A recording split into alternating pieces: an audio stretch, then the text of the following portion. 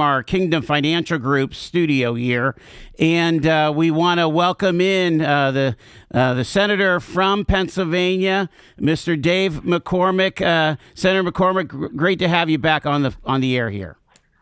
Hey, Joel. Thanks for having me. How you doing? I'm doing well. We're having a beautiful day in Erie, PA, and it might even be better if we don't have war. So right off the top here, let's get your opinion on the MOU with Iran. What's your thoughts? Well, I want to start by saying I think the reason we're even in a negotiation is because President Trump stood up and said we've got to get rid of any path to Iran having a nuclear weapon. So I really appreciate his courage. Our military has performed extremely well and taken out an enormous amount of their drone capability, their missiles, their launchers. So from a military perspective, we've had a huge impact. And I also think that Pennsylvanians appreciate the fact that as the president has moved towards this negotiation, gas prices have come down. And gas prices have put a real burden on working families. Mm-hmm. As for the MOU, I haven't seen it yet. So I'm going to have to see it to be able to speak in any detail. But the two things the president said, I agree with. Number one, the MOU has to ensure, or the agreement that follows has to ensure that Iran gives up its enriched uranium and has no path to a nuclear weapon. And the second thing is it's got to be performance-based. So we should not be giving any economic relief on sanctions, any money to Iran, unless they take tangible steps. There can't be money first. And that's what President Trump has said the deal has, and so I look forward to reading it. Are you liking what you're hearing, let's say, from the vice president? He's been going through that. It's like if they do things, if they start acting like a normal country, they could get some benefits out of it and rejoin the family of countries and economic prosperity. It has always been the case. There's a lot of information or misinformation out there about what the deal says. So again, I'm going to wait until I read it myself. But the one thing that's been clear from the beginning is Iran faces a choice. There's a fork in the road. And on one fork, there's a path to peace and prosperity. They give up the nuclear weapon, the enriched uranium. And listen, Iran's one of the great societies of the world, an incredible society, the Persian culture, that's been run by a bunch of radicals for 50 years. So there's a path to peace and a path to prosperity. If they don't choose that path, it's going to be horrible. And, there's more hardship, there's more pain, there's possibly more military action. And so I really do hope that Iran moves forward on the path of peace. But listen, we can't trust these folks. Right. We have to be very skeptical.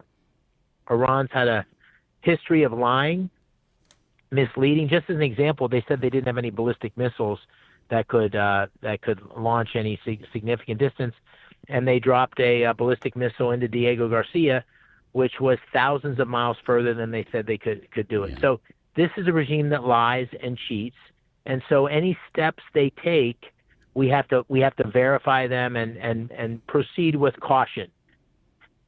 We've got Senator Dave McCormick on the line with us here on Talk Erie. Let's talk sand.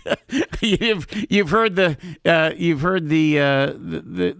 cries from the folks in the northwestern corner of the state that we need federal funding for sand, and you and Senator Fetterman and Representative Kelly all made it happen. Talk about it.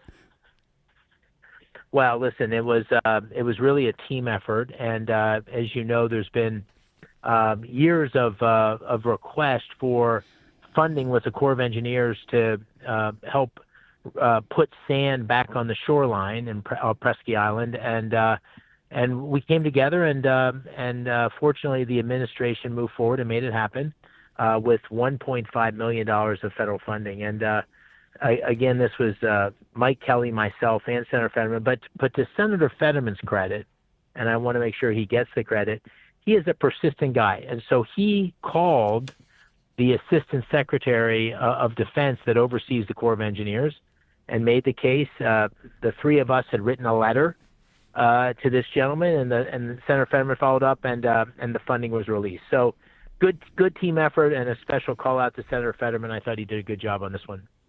The other kind of story that's kind of running around here is this concept of bringing our Erie Harbor back into the shipbuilding business. And, we had an announcement from Don John earlier in the year that they're getting together with a couple other Great Lakes shipbuilders to do some work.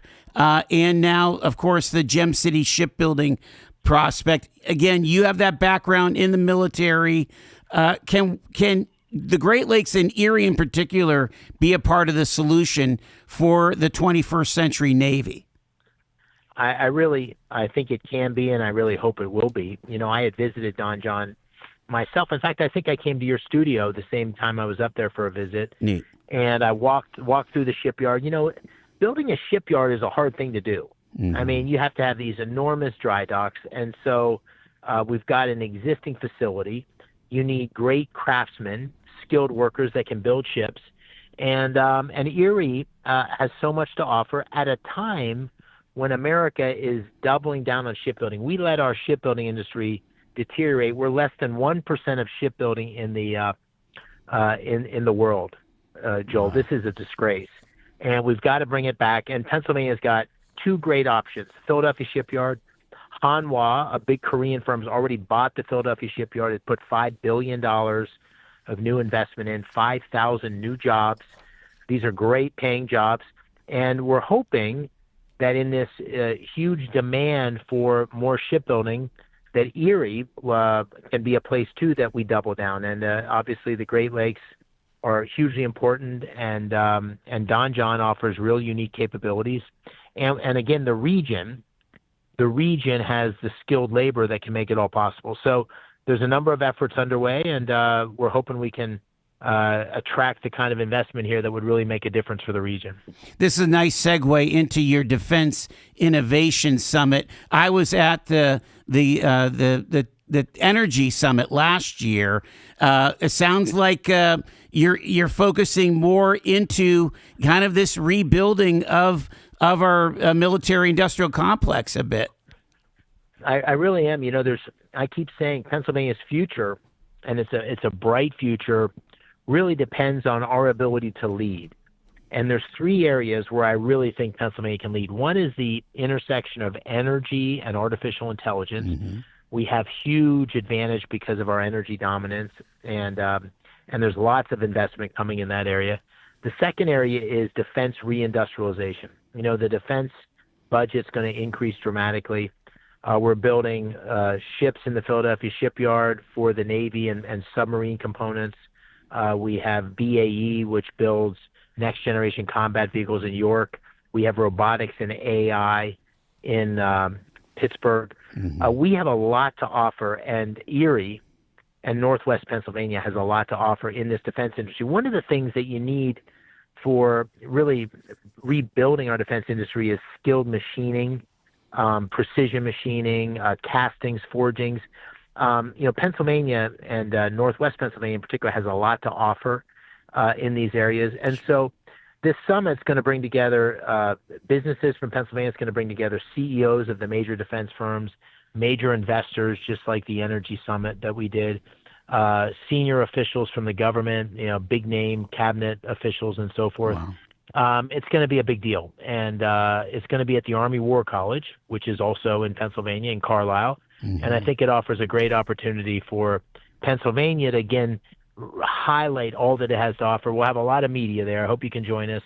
We'll have, I think we had 100 media representatives in Pittsburgh for the Energy Summit, and I'm hoping we'll have a similar turnout in Carlisle.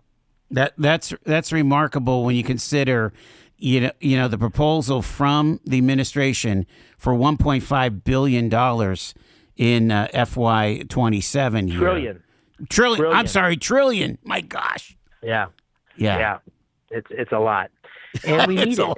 It's a dangerous world. It's a dangerous world, and unfortunately, we've let our defense capabilities wither a bit, while the rest of the world's been doubling down, including China. And so, shipbuilding, space. We've got believe it or not, we've got 300 companies in Pennsylvania that support NASA and SpaceX We have so much to offer, Joel. So, my job, the one thing, Pennsylvania has Republicans, Democrats. It's a purple state, independents. Mm-hmm. The one thing I think most people agree on is we need great jobs, and it's an area where I think I'm making a difference. Just got a couple minutes left with Senator McCormick. I want you to talk about this National Commission for Robotics. I saw a 60 Minutes story. I mean, what they're doing, Boston something, and it's remarkable how fast everything is going with humanoids and even like the little androids, R2D2 type robots here. Yeah. No, it's the world's changing quickly, and robots, AI, autonomy are all related. And my wife and I were in Europe, I don't know, about 9 months ago. I guess it was about 9 months ago. It was last summer, and we visited Estonia and Norway and Finland and some of these countries that are actively involved in Ukraine. And we talked to the commander of U.S. Army forces in Europe, who was a 4-star general. He ended up to be a Chambersburg kid. He was a Pennsylvania kid. Wow. A couple years behind me at West Point. And he talked about robots on the battlefield. I mean, this isn't some sci-fi movie, Joel. This is happening, where you've got robots on the battlefield. You've got autonomous drones. You've got autonomous sea vehicles, sea craft that can carry missiles. You've got the nature of warfare is changing. Yes. And robots are also changing the possibility of what they can offer in the manufacturing realm and in other parts of society, in a way of doing, I don't think eliminating jobs, but potentially allowing the workforce we have to be even more productive. So this is a huge area of opportunity. And what that bill does is creates a commission that will look at robotics across the world, look at our competitive advantage, look at the challenges it faces, and make sure that America is devoting the attention and the resources we need to ensure we have leadership. And once again, Pennsylvania is a place that should lead and does lead in robotics. Many people say that Carnegie Mellon is the best research university in the world for robotics. And Pittsburgh has all sorts of robotics companies. Western Pennsylvania has all sorts of robotics and autonomous vehicles. So there's a lot we have to offer, and this commission is going to be good for America and good for Pennsylvania. Less than a minute, Senator McCormick. Can you weigh in on data centers? There's a lot of pushback from the local municipalities. I'm seeing what's going on in NEPA up there. They're up in arms. Three things real quick. Go ahead. Three things. Number one, no senator is going to tell people in Venango County whether they need to have a data center or not. Yep. People in the township level, county commissioners need to decide what's best for them. Okay. Number two, your listeners should know that China has a major campaign of misinformation to turn people against data centers. We're having hearings in Congress about this. Their desire is to make sure America doesn't win the AI battle. AI and data centers has an 85% popularity in China. It has a 20% popularity in America. So don't be misled. We need to make sure the people who are deciding have the facts. And these data centers can be economic engines for communities. They bring jobs. They bring economic growth. There needs to be a covenant where people are clear what the data center is going to bring. It's got to make sure that energy prices don't go up. It's got to bring more energy than it uses. It's got to protect water. 95% of the water is recycled. They've got to add to the tax base. They got to hire local labor. So for many communities, Indiana County is an example. They're in the middle of building, making a transition from a coal-fired plant, 4.4 gigawatt. Wow. That's going to support a huge data center, and they're going to put a gigawatt back on the grid to lower energy prices. So my advice to those who are listening is just make sure you have all the facts and decide what's best for you. But I think many communities are seeing these are huge opportunities for growth. And don't forget the Chinese are out there trying to make sure America doesn't win this huge technology race. We'll leave it there. Senator Dave McCormick from Pennsylvania, thank you so much for joining us here on Talk Erie. Appreciate it, sir. Thanks for having me, Joel. You got it. It's 5:30 Talk Erie.